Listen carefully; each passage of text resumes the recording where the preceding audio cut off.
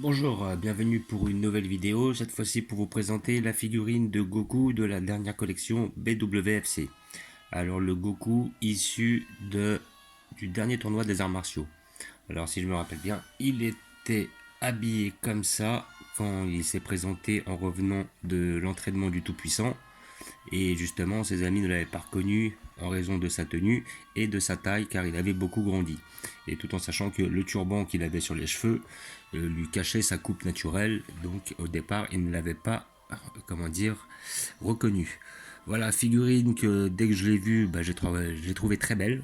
Alors je l'avais pas pris avant pour la simple bonne raison que j'ai fait déjà pas mal d'achats, donc je voulais me raisonner de façon à pas la prendre tout de suite.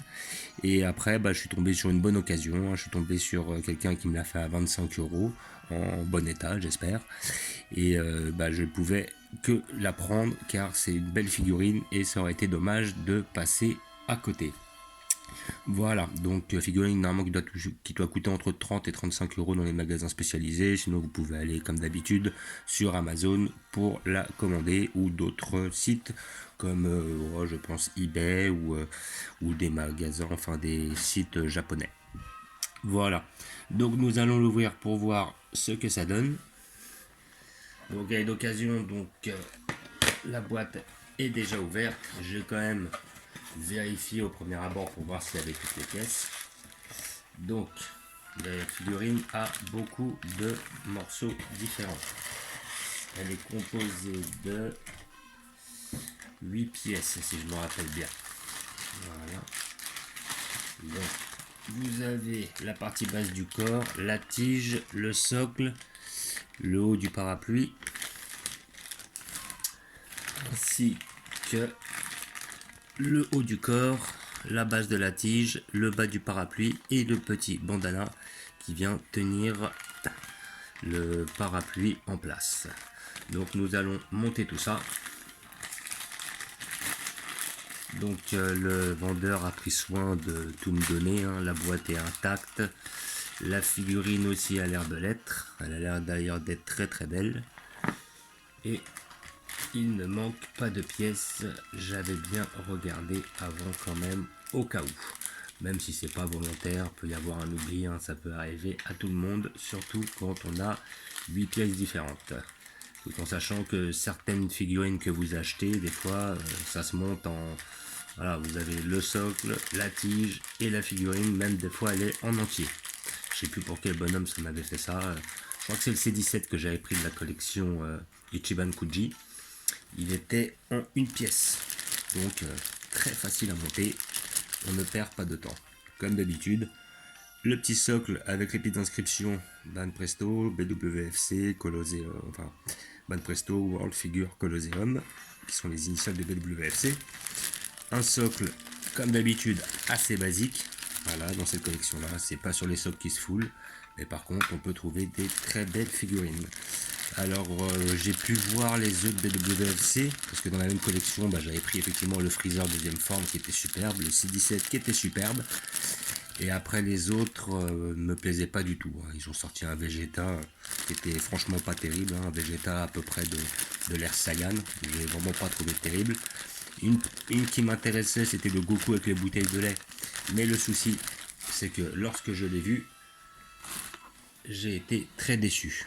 Le sculpte n'est pas énorme, il n'y a pas énormément de détails et je trouvais que sur les peintures, ils sont totalement foirés, quoi. Ouais, les peu de modèles que j'ai vus, ils étaient vraiment, vraiment pas terribles.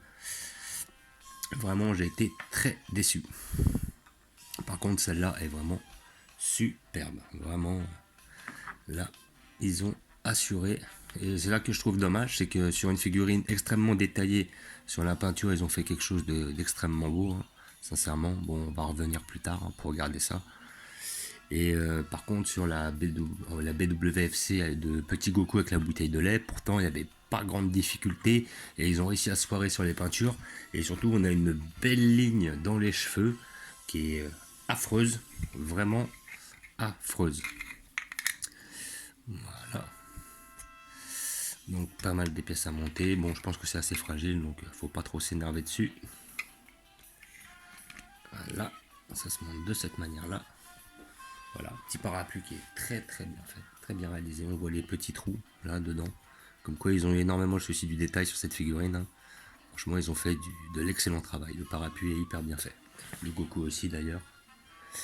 Alors après, peut-être la partie la plus difficile à faire, à monter, ça va être de mettre cette petite partie qui vient fixer le parapluie. Là, ça c'est peut-être ça qui va être le plus dur à monter. Voilà.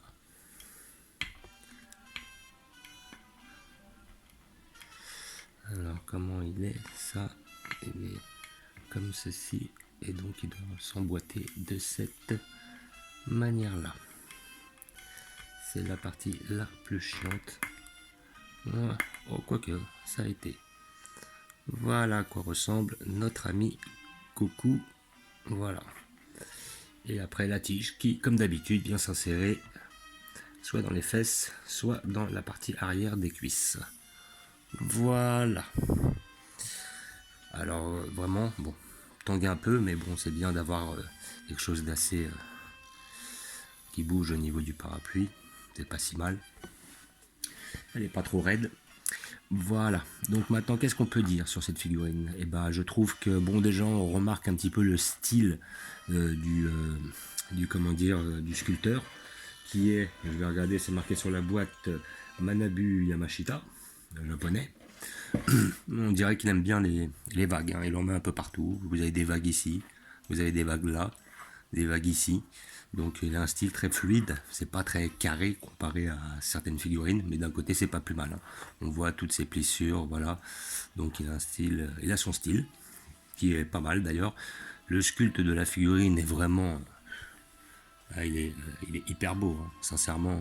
La figurine, je crois qu'il y a quasiment aucune, aucun défaut. Hein. Voilà, il y a beaucoup de couleurs différentes. Les peintures ne débordent pas l'une sur l'autre. Le sculpte est très bien réalisé. Je me rappelle pas réellement ce moment-là. Alors à mon avis, ça devait être sur des pages d'avant-garde entre deux chapitres du manga qu'on doit avoir cette pose. Parce que de souvenir, on le voyait seulement arriver, s'adresser à Bulma et Tortue Géniale. Et puis et après, il a tout de suite enlevé son turban de façon à ce qu'on le reconnaisse. Donc on l'a vraiment vu dans le manga, une ou deux pages encore avec cette tenue-là. Donc ça doit être une tenue, enfin une pose qui vient d'une page intermédiaire entre deux chapitres. Donc vraiment, voilà, le bâton est très bien fait. On voit un petit peu, je sais pas ce que c'était, est-ce que c'était un futon. Voilà, donc avec les petits draps là qui partent là, le petit côté, il a un petit côté dynamique quand même. Voilà. Sinon, effectivement, le parapluie est super bien réalisé. On voit même les petits trous, justement. Hop, comme quoi ils ont vraiment eu le souci du détail. Comme quoi il est un peu usé. Il n'est pas de, c'est pas une première main, on va dire. Les chaussures de Goku sont bien faites. Le visage est très bien réalisé, on reconnaît. On reconnaît très bien notre. Et puis après, il faut avouer que de cette tenue-là, Goku, c'est la seule qui existe. Et j'aime bien les petits Goku qui font, qui sont un petit peu, qui sortent un peu du lot, quoi. Un peu comme quand j'avais pris ma BWFC bleue là dans sa tenue du roi des singes avec son bâton magique, ainsi que la Goku, c'était la Navy Color, je crois, où il est habillé en jaune, qui était justement une BWFC qu'ils avaient refait dans la collection Navy Color. Et on le voyait boire, il avait sa gourde, son sac à dos et tout. Donc j'aime bien le petit côté original, le fait de sortir un petit peu de ce qu'on peut voir d'habitude, des poses agressives. Et là c'est vrai qu'on en bouffe. Hein. Des Goku, des Vegeta avec des poses agressives. Voilà, on en bouffe à toutes les sauces. Là on a quand même quelque chose d'assez original, ce qui est vraiment plaisant. Donc après, personnellement, j'avais remarqué peut-être ici là en dessous, on voit la ligne en dessous le menton, mais vraiment faut regarder quoi. C'est juste en dessous le menton qui va s'insérer dans la nuque. Là peut-être qu'on peut remarquer une petite ligne, mais c'est la seule qu'on remarque, ça serait vraiment le seul défaut de la figurine. Et comme vous pouvez le voir, quand on pose la figurine en face, on la voit pas quoi. Même si on la pose de derrière, on remarque vraiment pas de défaut. Contrairement à certaines figurines où justement de derrière on dirait qu'ils ont bâclé et ils ont tout mis devant. Là vraiment la figurine est belle sous toutes les coutures, sous tous les angles. Vraiment c'est Cette petite figurine, c'est une tuerie, faut dire ce qu'il est. Voilà. Donc, comme d'habitude, hein, je vous ai dit, vous pouvez avoir ça dans les magasins spécialisés, entre 30 et 35 euros. La dernière fois, j'en ai même vu une à Micromania, il la vendait 30 euros. D'ailleurs, je trouvais qu'il la vendait pas cher parce que par rapport aux magasins spécialisés, Micromania, ils vendent ces figurines facilement entre 5 et 10 euros plus cher. Il m'est déjà arrivé d'en trouver des moins chers, mais c'est extrêmement rare. Sinon, comme d'habitude, magasin spécialisé sur République ou Bastille sur Paris. Là, vous pourrez la trouver encore parce qu'elle est quand même assez récente. Et sinon, vous pouvez la commander sur Internet, hein, comme d'habitude. Voilà, donc je vais vous montrer où je vais la positionner. Alors, étant donné qu'elle est Dragon Ball, je devrais normalement la positionner avec l'arc Dragon Ball.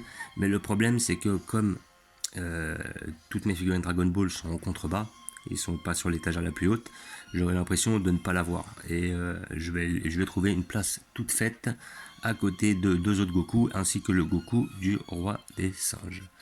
Donc nous allons voir ça tout de suite. Là je vous fais un petit gros plan pour que vous voyez la figurine. Vraiment, vraiment là ils ont fait un travail d'orfèvre. C'est là où je suis un peu étonné de voir que sur une figurine avec autant de détails, ils ont fait un putain de travail. Et après, la Goku, où il y avait très peu de détails, très peu de couleurs différentes, ils ont réussi à se foirer, quoi. Là, franchement, là, je comprends pas des fois. Mais bon, enfin bref, c'est comme ça. Voilà, je vais vous montrer où je la mets.